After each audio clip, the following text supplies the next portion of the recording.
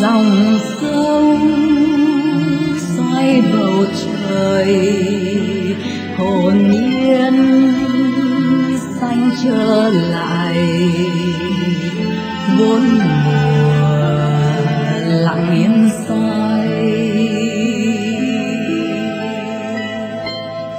theo người mang mang theo giọt chuông tan một đêm qua bên trăng nằm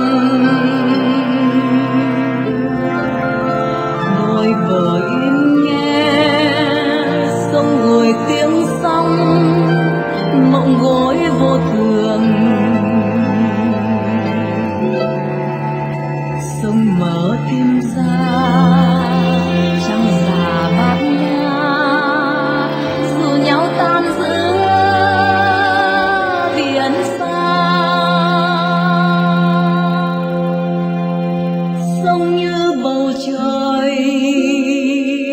quên mây trắng bay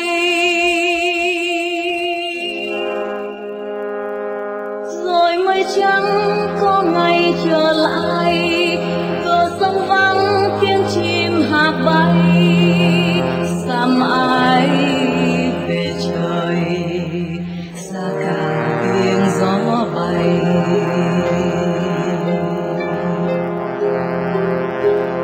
rồi mây trắng có ngày trở lại bờ sông vắng tiếng chim hạc bay hóa ra lệ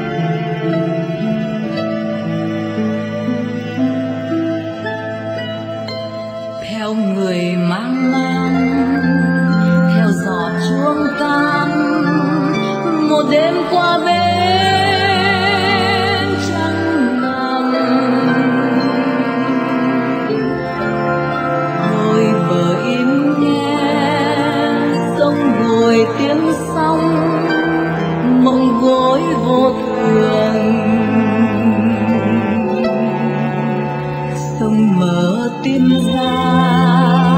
trăng già bát ngát dù nhau tan giữa biển xa.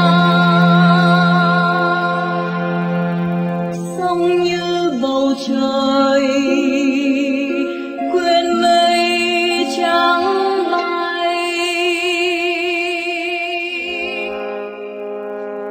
rồi mây trắng có ngày trở lại.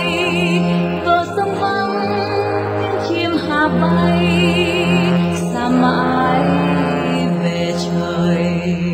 xa cả tiếng gió bay.